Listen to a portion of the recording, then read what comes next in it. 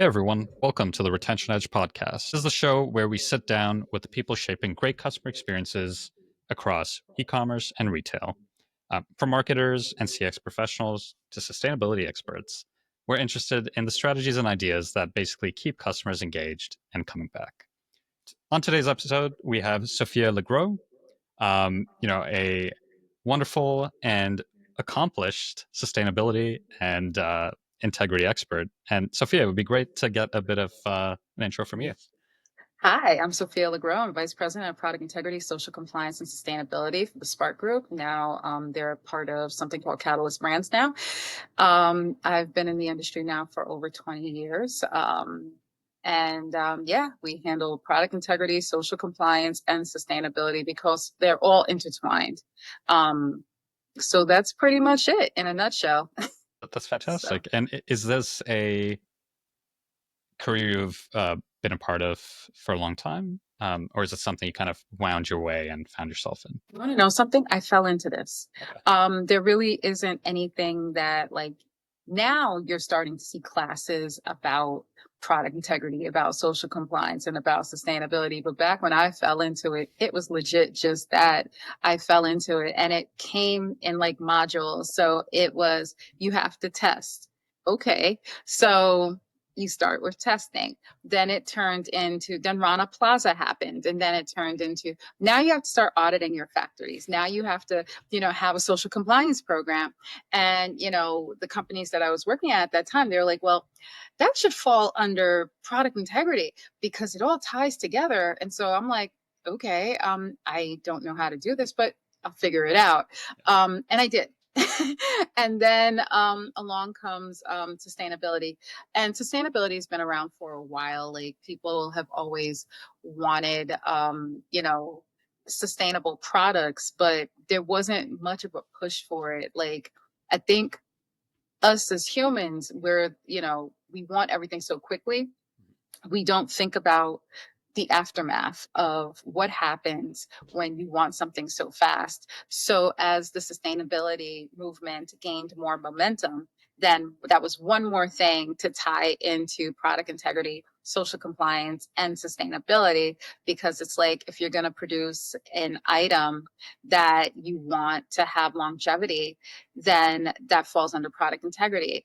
And in order to work in a facility that can accomplish that for you, that falls under social compliance. So that's how all of those three worlds mesh and brand together.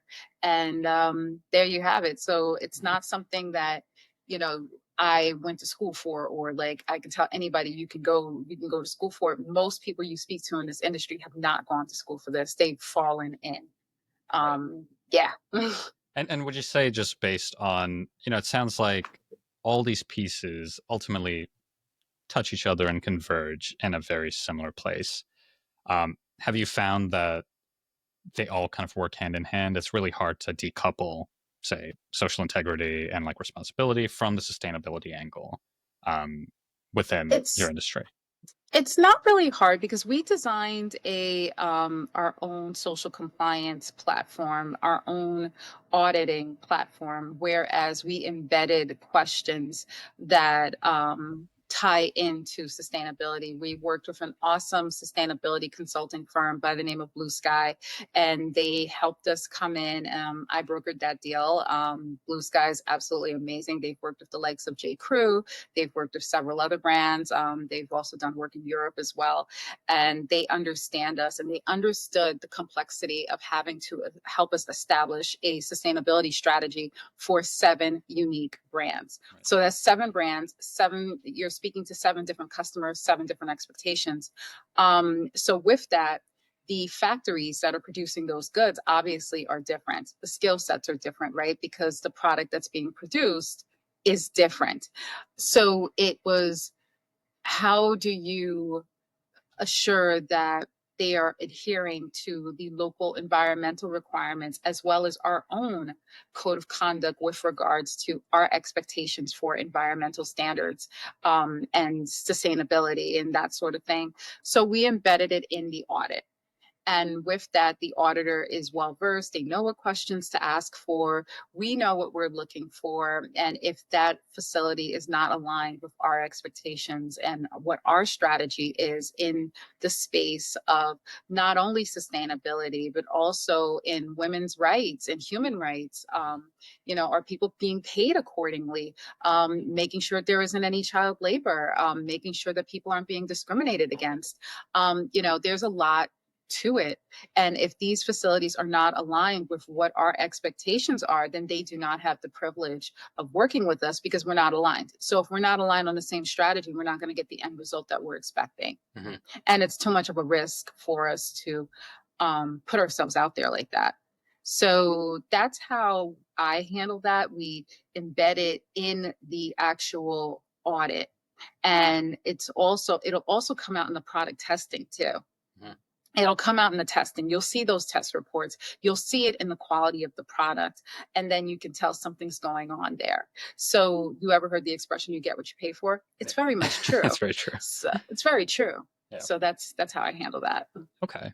And, it sounds like you have a strong connection to, the work you're doing. And I'd imagine even within the brands you've worked with over the years, a large part of that ultimately feeds into, call it the brand identity and what the brand represents when speaking with customers, for example. So in your eyes, how do you kind of view product integrity, ethical sourcing, and things like compliance that brands might not necessarily think of off the top as being very important, but how do you kind of view this as directly impacting customer trust and ultimately retention? We educate all of our teams on an annual basis, or if like there's a new regulation that comes out, it's my department's responsibility to communicate those standards to the teams that are involved, the teams that are touching the product.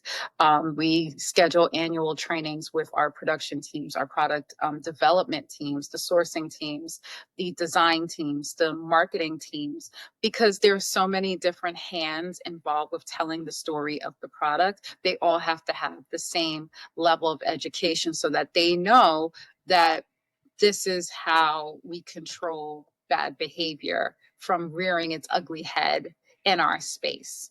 This is right, this is wrong. Do we always get it right? No, because you learn as you go. This is a live business channel. This is an arm of the business that remains live. It's always moving. It's always changing. And with the government, things at the government being the way that they are, you can go into the office one morning and you think you're going to send out a memo that, effective immediately, we have to do this. And then by the time you leave, the memo that you wrote is now null and void because it's different. But at the same time, the basics are the same, right? So we have to take into account what that customer is expecting and how whatever standards are out there impact us. And what my team does is it's a very crucial, very critical role. It's like really, it's more important than people tend to give it credit for. They call us the cleanup people, and it's like, it's not about cleanup, it's about a preventative. It's a preventative. And we are a form of brand protection. Mm-hmm. If your name is splattered all over the news, this is an educated consumer now. This is not like back in the 80s or the early 90s where people were just buying things and, they didn't care. It looked good. I'm buying it. And that's the end of it. And then also with the, introduction of fast fashion, right? In order to get this product onto the floor quickly, there's certain things that you have to be aware of, and you have to be sure that, you have that under control. So you have to have your eyes and ears as to what's happening in these facilities that you're about to engage with. And that's why all of those three areas report to us. And what makes it even better is that we report to legal. So we don't even report into sourcing and production, because reporting into sourcing and production, I feel, is a major conflict of interest. Sourcing and production have one thing in mind: get the lowest cost.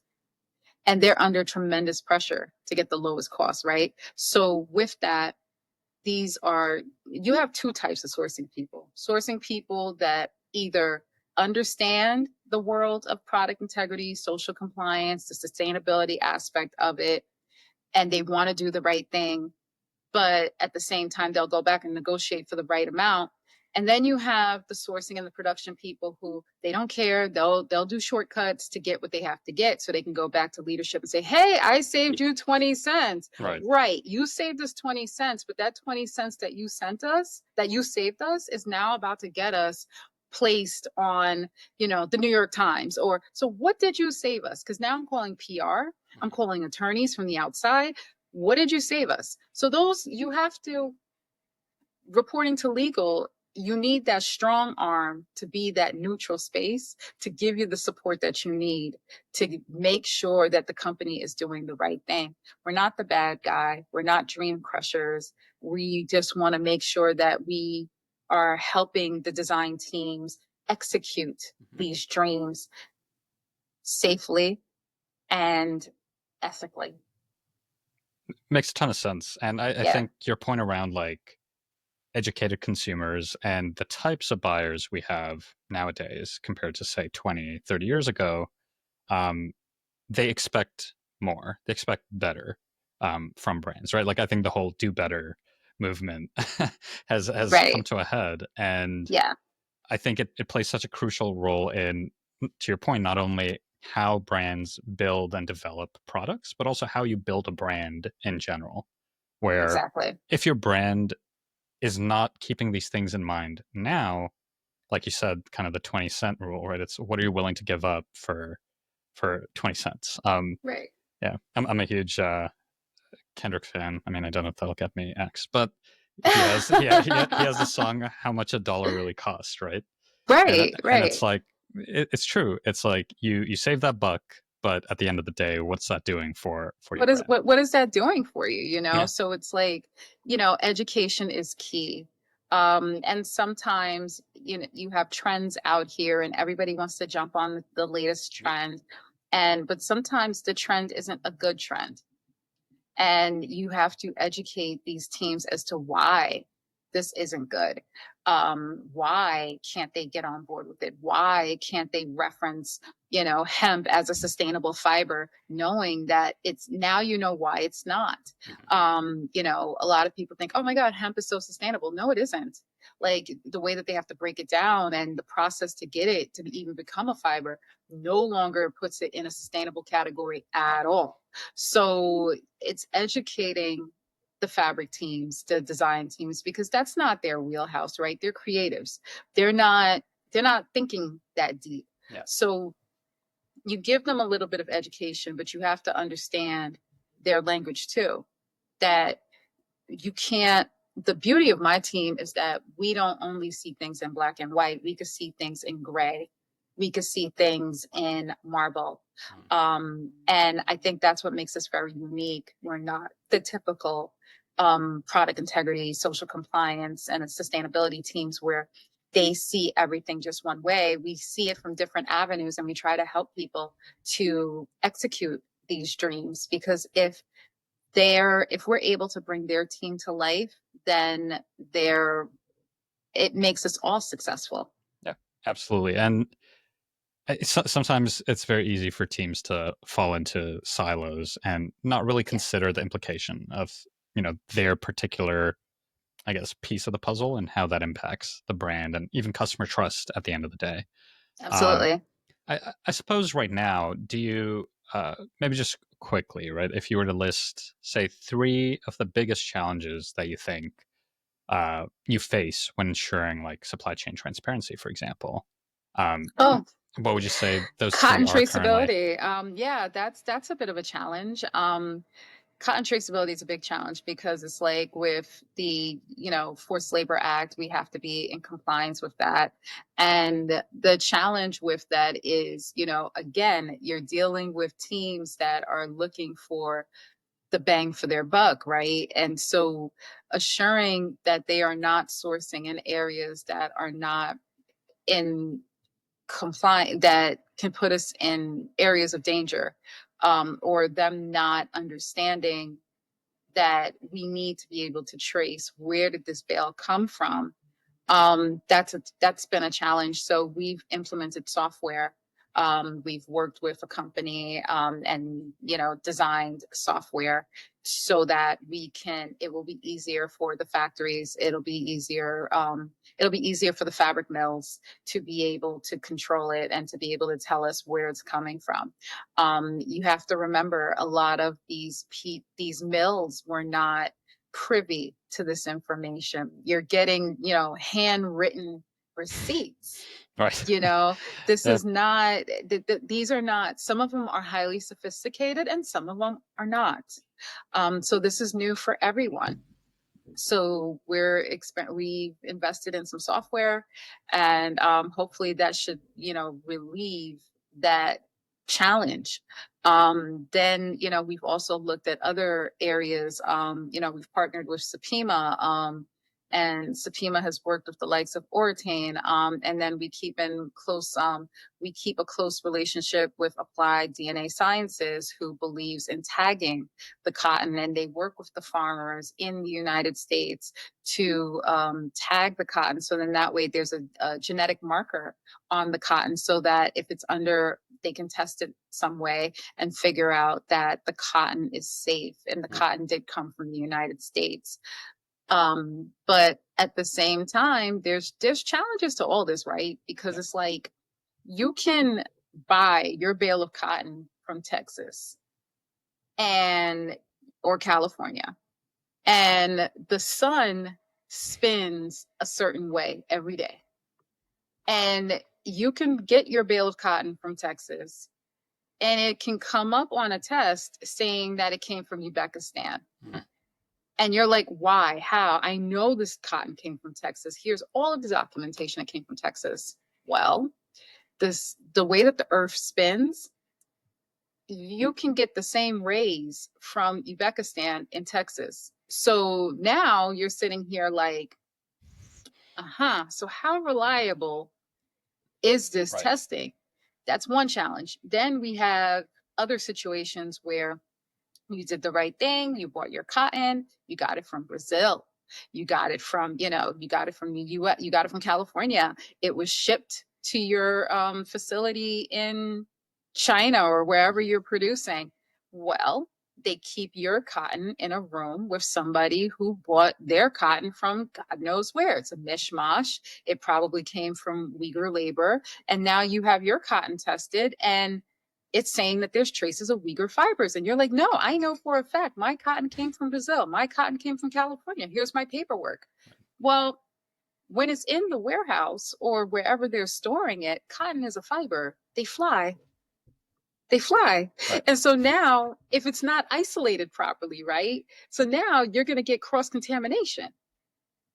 So there's a lot of challenges here. So like maybe it's going to get to a point where cotton's going to have to be like put in its own little stable, like a horse, or like its own little cubicle, Yeah. So who knows? Yeah. So, And these are all interesting things that I feel like even as a consumer, I don't understand, right? So sometimes you'll see brands get in trouble for breaking a certain practice, or not hitting their B Corp standards, right? But it sounds like to some degree here, and you let me know. Do you think brands are doing enough to kind of communicate their sustainability efforts, but also the challenges that they face as brands when trying to communicate with their customers? Because ultimately people are, I feel like for the most part, fairly understanding when given the context, um, at a broad level. sometimes, Sometimes sometimes, at a very broad level, when they care to look into the context. right. But do you generally feel that brands have hit a stage where they're doing an adequate enough job communicating these things, or is there still like a general lack of understanding within I brand teams? I think within certain brand teams, there's still a lack of understanding. They're still trying to figure things out themselves. It's like, it's very easy to go down that slippery slope of greenwashing. I mean, look at poor H&M, I'm sure they thought they were doing the right thing. Yeah. But when you put that crown on and you say that you are the king and queen of sustainability, you're opening yourself up. You're Criticism. opening Yeah. yourselves up to, all eyes on you, and you better be able to deliver. Um, I think that a lot of these brands are so hyped to get on the sustainability train, but you know, they don't understand that they have to do their due diligence, meaning invest in the research, make the investments in the research. Everyone's trying to cut corners, everyone's trying to save costs. They think about it after the fact. They don't think about it during the conception of the thoughts or anything of that nature. It's like after. Like they like the idea of being Yeah, sustainable, 100%. but Yeah. they don't want to necessarily put in the steps that are required to actually be Or sustainable. it's not that they don't want to do the steps. Some of them, they don't want to pay for the steps. Fair. It's not that they don't want to do them, because, if they do the steps, it's more appealing to the consumer because the consumer is looking at that. But then at the same time, they need to get in touch with that consumer, because some consumers are not interested in that. Some consumers don't want to wear recycled cotton. They don't want to wear recycled polyester. It depends on who your customer base is. But at the same time, they have to do their research. They have to do their homework to assure that what's being, communicated is correct. Because if it's not, you're going to get roasted. That's true. Yeah. There's always some NGO in the cut just waiting. Just waiting. They're just like sitting there, like, just like waiting to just pounce, So And yeah. are there any brands that you feel like have cracked the code, at least to a good enough level, successful examples of brands integrating sustainability into their overall brand message, but maybe even into things like their loyalty programs or keeping customers around? It's very tough right now. The economy is playing a serious role in that. I think, it's just really challenging right now for the consumer. I think a lot of what's happening with grocery prices being so high, a lot of people are losing jobs. Thrifting is a very popular trend right now. So retail is at a very challenging point.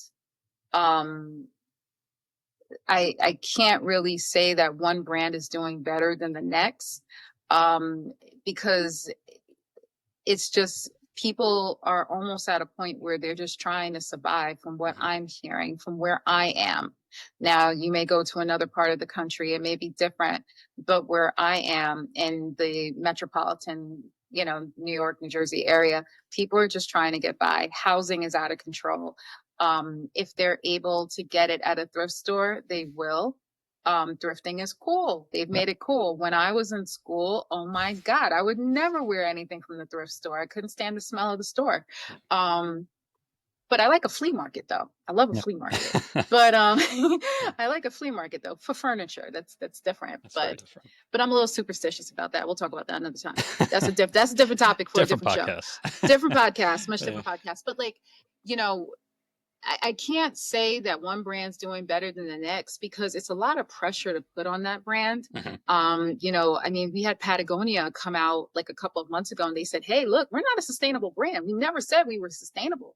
One of our sister brands had to come out and say something similar, because people just started expecting them to be a sustainable brand. And when that expectation is out there, you have to deliver. And if you don't have the money to deliver, or the audience to fund that expectation, because sometimes doing good isn't cost effective. Absolutely.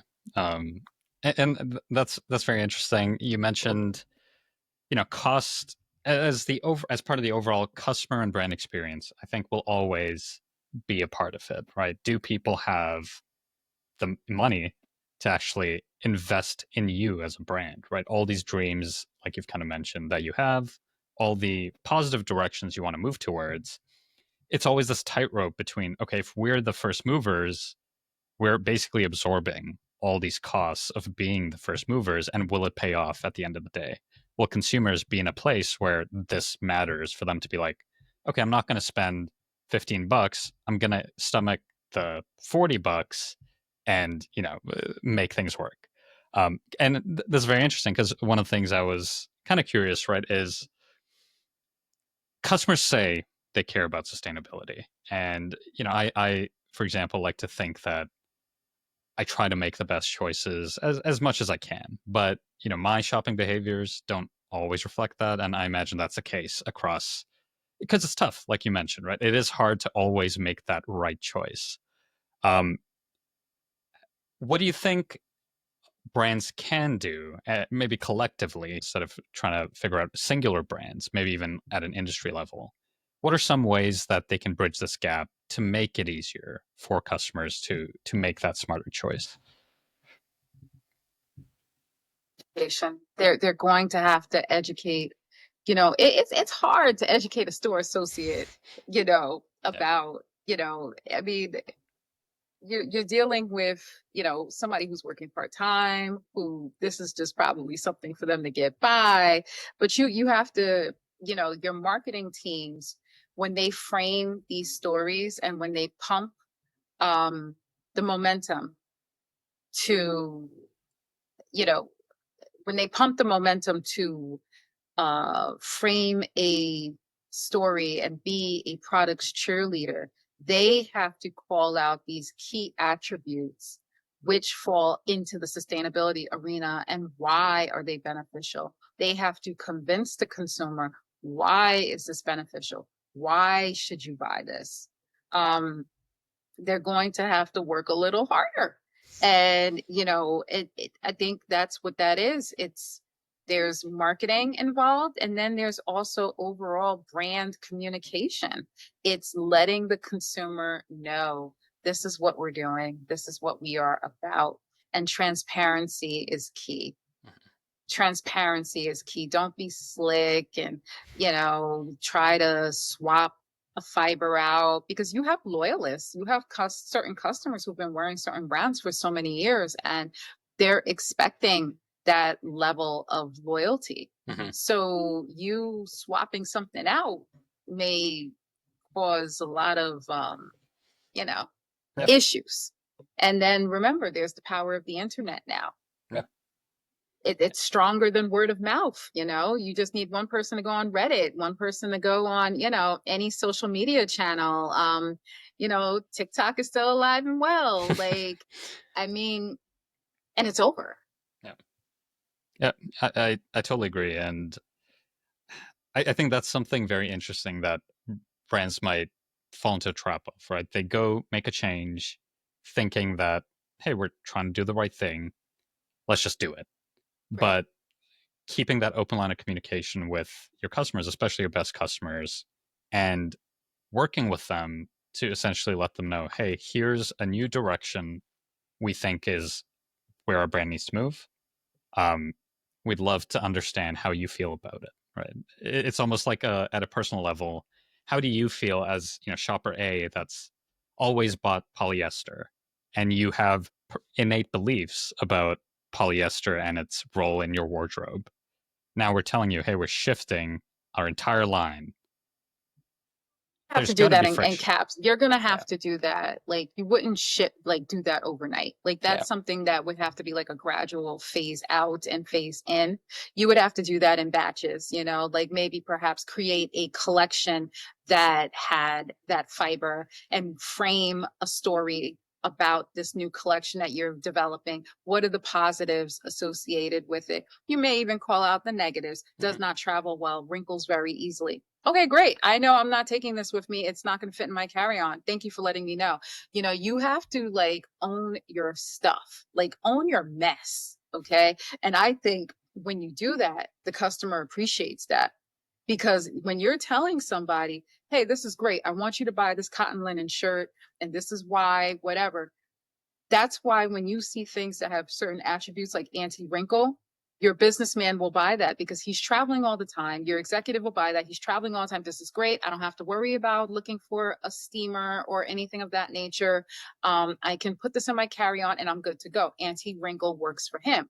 Now, when you sit here and you swap that out and you slip in something new, and he's like, wait a minute, I bought this shirt with me and it is a disaster, that's going to be a problem. But if you keep it real and you say, guess what? It is not going to travel well.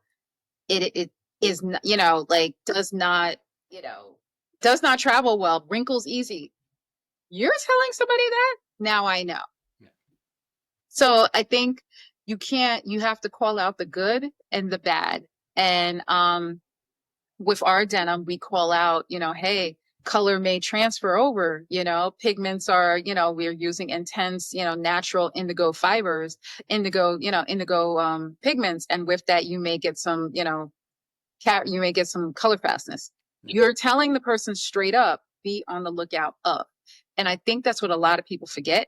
Um, it's just about transparency, because people right now, if they're spending that money, they are spending, you don't know where that money's coming from. Yeah. So, I really like this, like, that statement you made, like, own your mess. I think sometimes it's, as a brand, as a business owner, you always want to lean into the positives, right? But the mess is part of what makes you, I mean, you human, and makes your brand a bit more human in the eyes of consumer. Where, you know, I like this brand because, yes, they're not perfect, but they're working on it, right? Like the rest or of they're us. telling me, Or they're I know telling if I me, shop there, right, this is what I'm going to get. yeah, Right. So if yeah, I'm looking for this level of what I define to be as perfection, I'm not going to get it shopping at, X, because he don't get an X shirt because he can't do that for me. yeah. So yeah. That makes a ton of sense. In general, when think about CX and customer experience, right? I think some of these social issues gets brushed under the table by brands, kind of to your point, in the vein of profitability, or they don't have any choice, right? Like on the surface, or even legally, like there might be roadblocks in the way. But in your opinion, maybe outside of those limitations, what do you think brands need to try to do specifically around sustainability when trying to balance, okay, hey, our customers care about us moving in this direction, but we also still have to be profitable as a business. Um, do you have any like words of advice for brands trying to balance that, tiptoe on that fine line? Well, the message of sustainability comes from the head. It comes from leaders. It comes from leadership. And so with that, right, one way to do that is to engage it into your corporate culture. So once you implement it within the corporate culture, it will get woven in to everything that you do. It starts from the top, Mhm. and it's going to trickle its way down to the bottom, but it has to start from the top. It has to start from leadership. They have to give you the tools, and they have to be supportive of the initiative. And if you don't have that support, it's not going to happen. I remember many, many years ago, I heard that Oprah Winfrey removed all paper cups from Harpo Studios, and people were mad, but hey, she gave them all It's mugs. Oprah. Yeah, right. It's Oprah. Yeah. Like, how dare you be mad at Oprah? You crazy? But at the same time, look at the impact that it made, right? So then, then it turned into emails. Stop printing unless you absolutely have to. And people started freaking out. But then they started thinking, well, do I need to print this email? Like, what am I doing with it?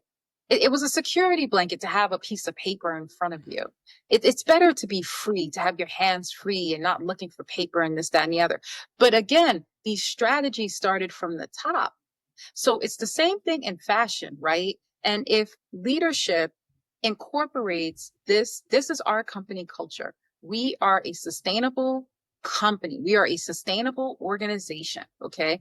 We are doing ABC practice within the offices. Okay. We are recycling paper. This is what we do. So now it's in your head. Now it's going to be in your thought process in everything that you do, and it will make its way down to the work. It'll make its way down to the fabrics that you're selecting, even down to the designs, even down to the testing standards, obviously, right? Because if it's sustainable, we need this thing to last. Okay. So now we're going to look at the factories. Can they align with what our cultural beliefs are as an organization?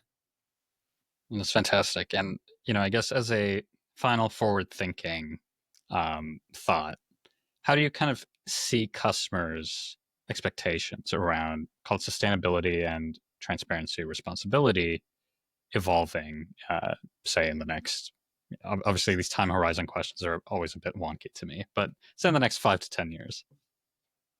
I think it's going to be an industry staple. I think it's going to just become second nature, because it's happening now. Certain we're, I mean, we're forced if we're going to sell into certain areas to disclose. So it's just going to become a normal part of life, and probably about a good maybe I would give it 10 years. I wouldn't give it 5, but like probably within 10 years, it'll be like the California Proposition 65 sign that you see everywhere. It's to the point where you just become blinded to it because it's everywhere. Yeah, no, it makes a ton of sense. Well, that's about it. Is there any final thoughts you wanted to share? I mean, this was great. Thank you for having me. Of course, of I course. don't have any final thoughts right now, but you know what? Just remember product integrity, social compliance, and sustainability. We are not brand killers. We are brand protection. We are here to protect the brand and to make your design dreams come true. We are not the fashion police. Yeah. No, I love that. Thank you so much, Sophia. This was wonderful. No And problem. Thank you yeah, for having me. of course. Look forward to the next one.